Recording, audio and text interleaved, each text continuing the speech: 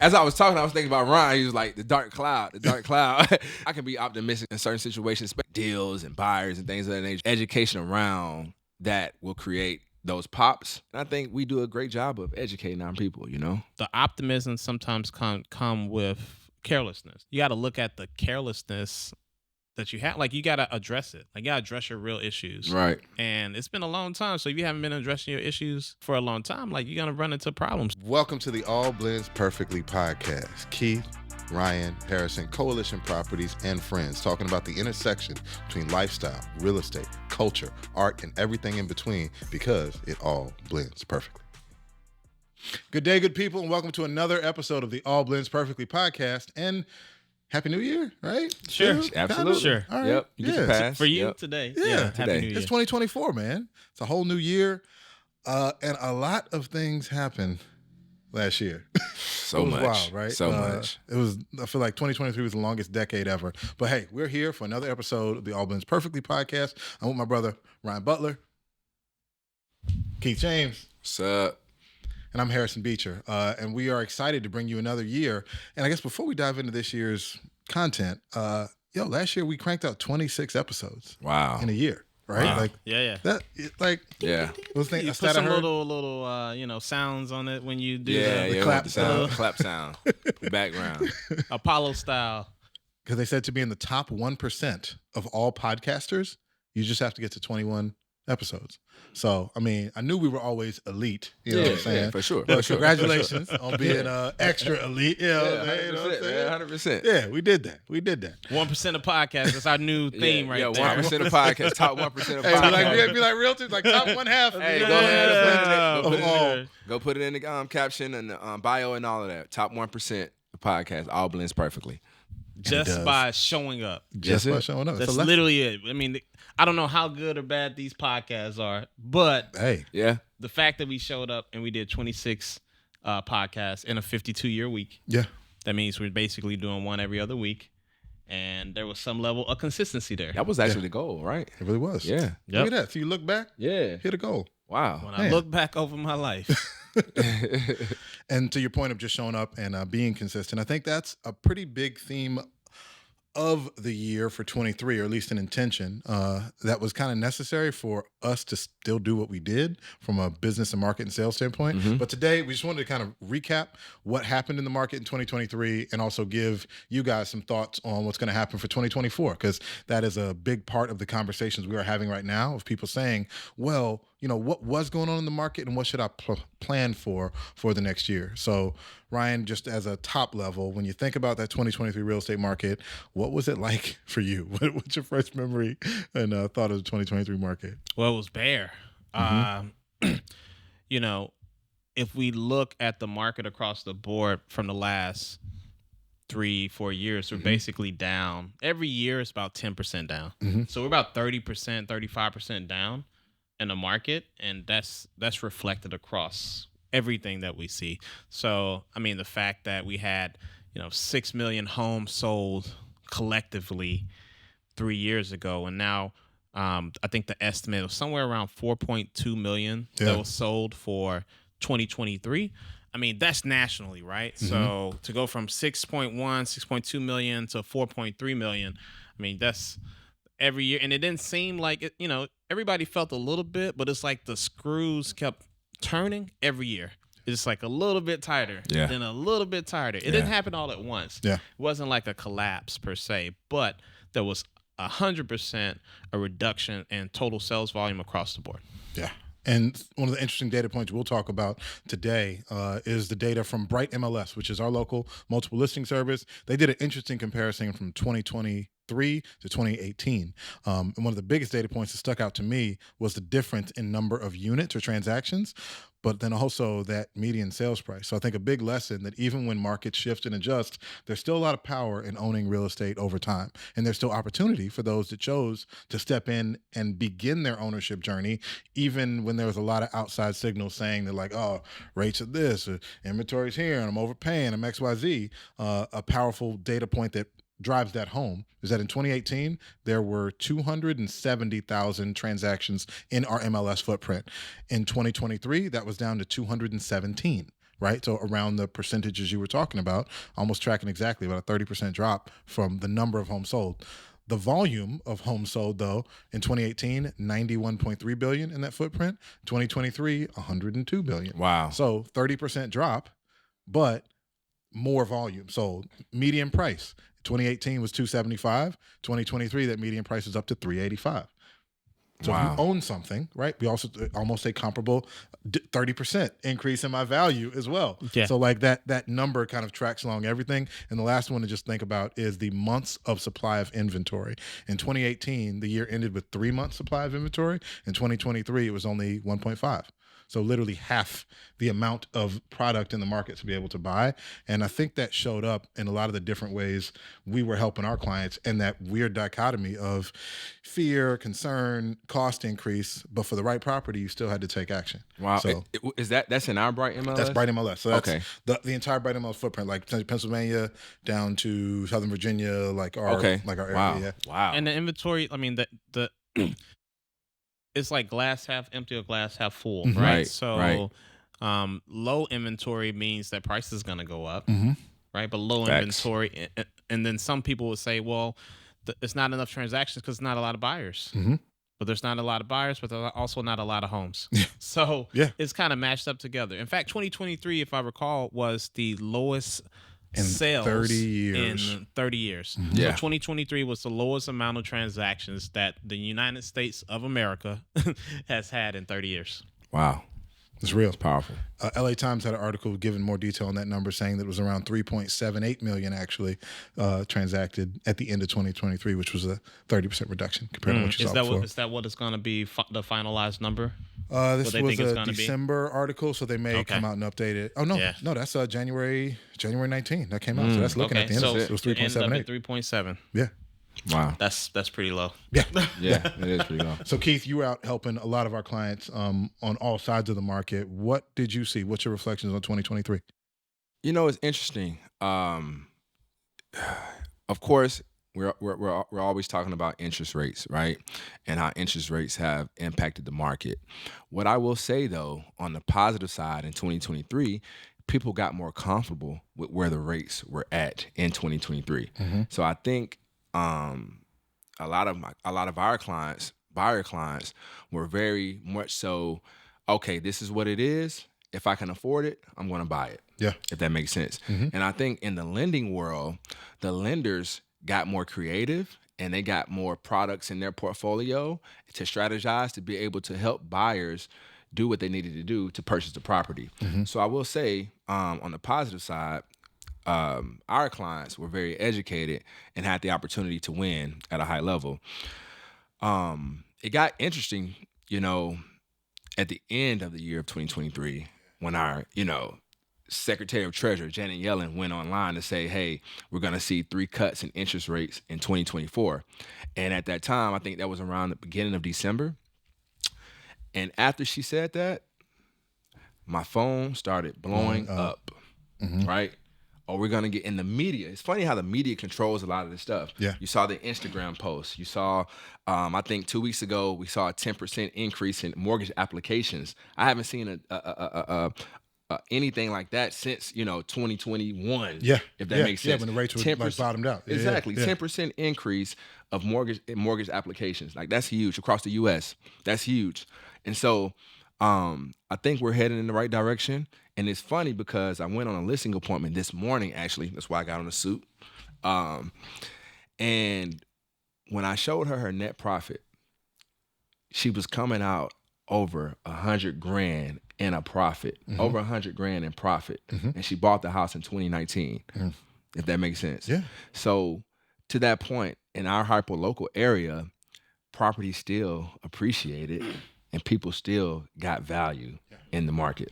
And the successes and that bump in activity that we were seeing for our clients as a team, you were seeing for yours specifically, is a direct result of them engaging with you in 2022 and earlier in the year Right. in 2023. Right. So they were ready. Right? Absolutely. When the right opportunity came around, because I think the biggest stat when we talk about the reduction in total number of transactions means that the good stuff is fewer and further between. And the people that Facts. can actually jump on, take advantage of, and purchase that good stuff are Yep. folks that got ready. So, like, I feel like we were in a market before where, speed has always been important, but like Facts. speed to action is a little bit harder when the numbers are kind of more difficult and more challenging. So the earlier Yes. people start, the better empowered they are. So I just wanted to relay that point that the Absolutely. actions you saw were a result of people getting ready earlier. And I think we do a great job across the board as a company of educating our people. Quite frankly, the more education they have, the more peace of mind they have going through the process. And the earlier we can get to people to educate them, they get that knowledge, they can go out and share, and we can create our own narrative around purchasing home in a market that the media has always historically said over the last 2 years has been tough to purchase in. And a quick correction on numbers, Ryan, that 3.78 number was existing home sales. The actual total home sale number, 4.09. NAR's data for all of 2023 home sales, that's an 18.7% decline from 2022. So it's 4.09 total transactions, which again still is the weakest year for home sales since 1995. Wow. Right? And that's interesting because the average interest rate since 1994 is like 8.5%. Mm-hmm.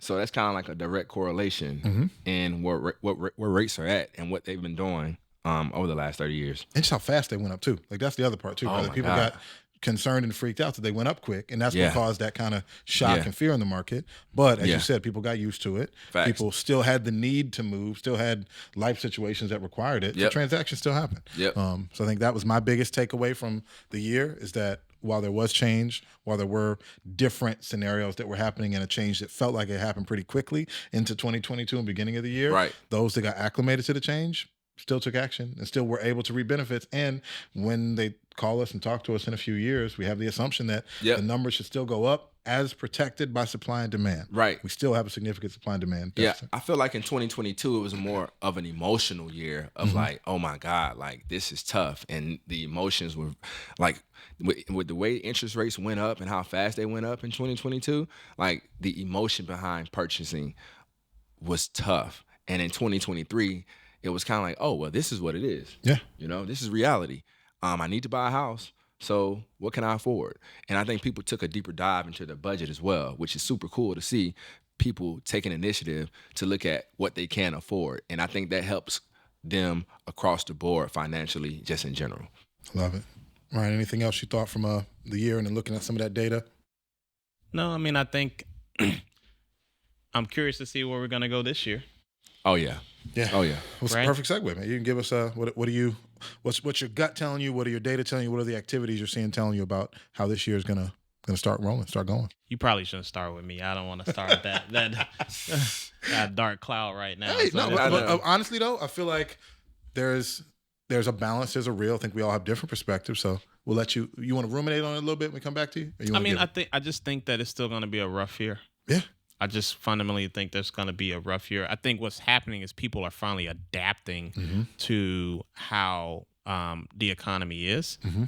Now, granted, it's an election year, so you're going to have some benefit from it being an election year. However, overall, as a market, like you take that out, like it's still going to be pretty rough. You're going to see, I think you're going to see some pops Mm-hmm. just Yeah. because like the interest rate's going to drop here and there. Like if you get the interest rates down to the 5s, Yeah. like you're going to see an increase, but I still think overall it's rough. I guess compared to selling 6 million homes a year, you go from 4.1, 4.2 million homes sold to 4.5 or 4.6. Like I think you're going to see an increase in homes sold overall, Yeah. but nowhere near where we were, I mean, the last 5 years. you got to think about it, Ryan. Like, if I'm a seller selling a house and I have a 2% interest rate, where should I go? You know what I mean? Like, why would I sell? Why would I get rid of the asset unless I have to get rid of the asset, or life is happening to where I need to get rid of that asset? You know what I mean? That's the tough thing right there when you talk about the home sold and the inventory. Yeah, life is always happening though. Yeah. So most people, it's just that life is happening and they're suffering more. Right. More than anything. I Yeah. think Right. that's what it is. Like they're just willing to suffer more. Like, all right, it's 5 of us and we're in this house and we got 2 bedrooms. We're just gonna suffer a little bit more. Yeah. Now, part of it I think is education because quite frankly, like we talked about before, the inventory went down, right? Mhm. The appreciation went up. Mhm. So simple math, back of the napkin math, you should be able to take the equity from one home, pop it in another, and like there's going to be a difference, but it shouldn't be ridiculous. Manageable difference. It should be yeah. a manageable Right. difference from moving from one to the other. If you take the equity, in fact, literally the last 2 conversations I had with people, I'm looking at the equity. I'm like, you're going to be able to get what you want. Right. If you take this and move it over. Absolutely. Now, if you decide to keep it, you're not going to, you're Yeah. going to pocket it. You're not Right. going to be able to get what you want. But there's been a lot of equity still built over the last 5 years, even Yep. with all the crazy stuff going on. Yep. No. Same conversation I had this morning. You know, my client, she's going to be able to get what she wants because of the equity that she has. Well, and I feel like the important part is the educating them past the assumption. Right. Because when I say rates are up, when I say inventory's down, when I say there are these kind of competing factors that I can get more money, but my money doesn't go as far.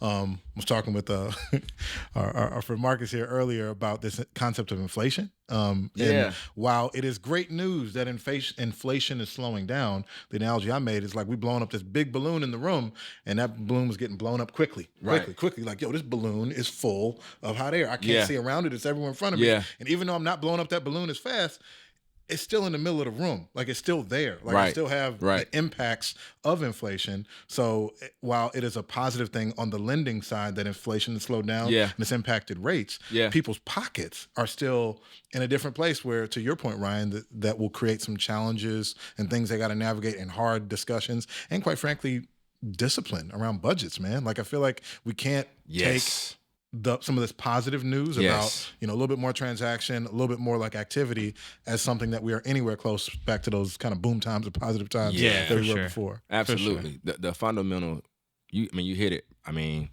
the education, right? Mm-hmm. Fundamental. And some numbers here. Janet Yellen, also our U.S. Secretary of Treasury, went online and said that inflation is now around 3.1%. Right? The government likes to have inflation at around 2%. Mm-hmm. But we know end of 2022, it was around 8%. Yeah. I mean, shoot, the price of eggs were $30 for some eggs, I love eggs. But, I think when she went online to talk about going into 2024, the positive in that is when the media hears that inflation is now around 3.1%, that's the type of education buyers need, people need as far as producing in this market. Oh, I thought that was a pregnant. I was like, is that the pregnant pause? Are you waiting for us to feel something?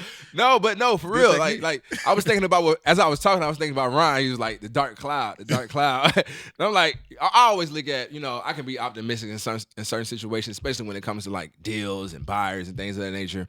But I just feel like the education around that will create those pops, right?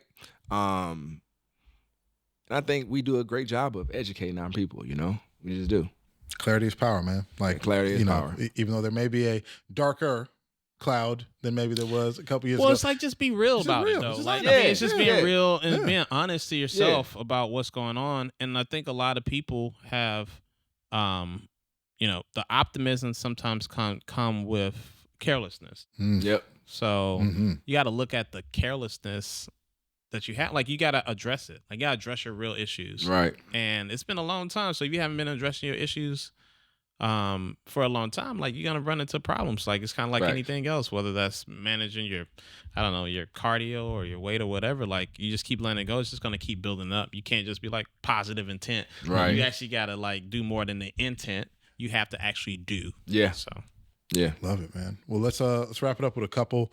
Maybe outside of the headlines, what are some things that you think people need to be thinking about or aware of to kind of prepare themselves to win in 2024? Is there any like real game that you are saying to people in your meetings or that you think folks should know to kind of prepare themselves to participate in 2024? Yeah, I would say, get with the lender as early as possible, right? To understand your numbers. That's super important. And I have clients that are, 6 months out, a year out.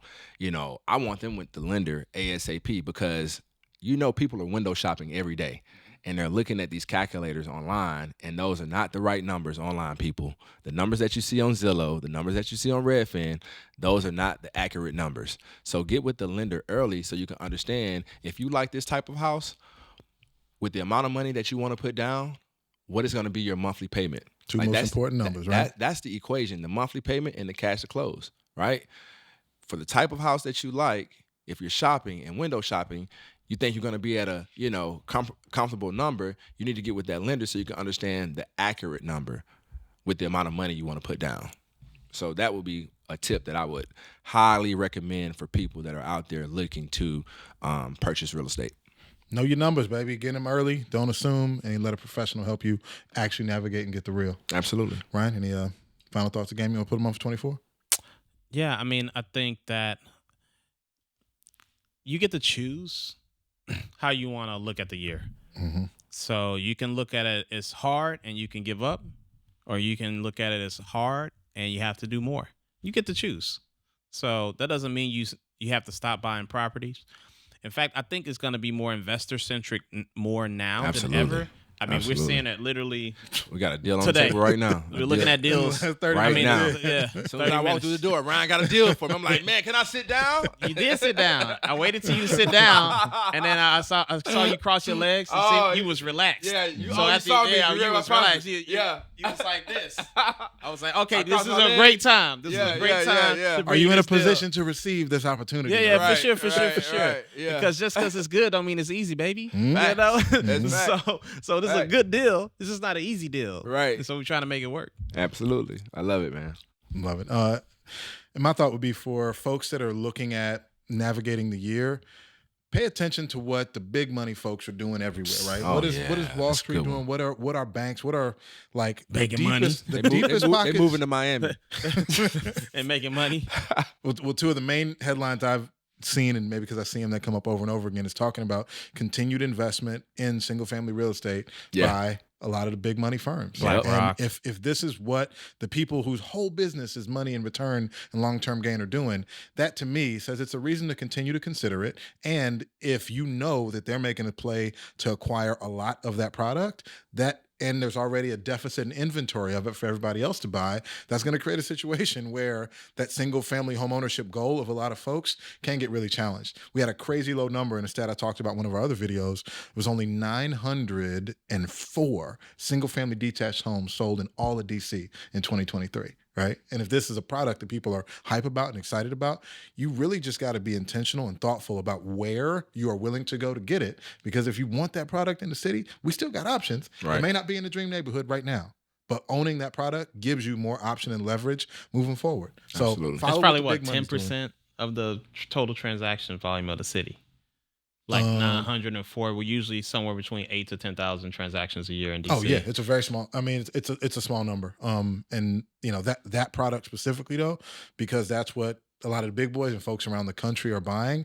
Lean into it. Be willing to be flexible on location for it, and know that kind of owning that single family detached asset is a really good thing to do, even if there's a slight dark cloud or some financial challenges or other things. Right. The math still maths for the most part. All right, guys. Thank you. This is a good conversation. Hopefully you got something good out of it. Best way to stay in touch with us is following us on YouTube, Coalition Properties at All Blends Perfectly playlist. On social media, we are at All Blends Perfectly. I am at HL Beach. He is at Ryan Butler Hoya. This gentleman is at Keith James Realtor, and our sales team is at Coalition Properties. Thank you so much for joining us on the All Blends Perfectly podcast, and we'll see you next time. Peace.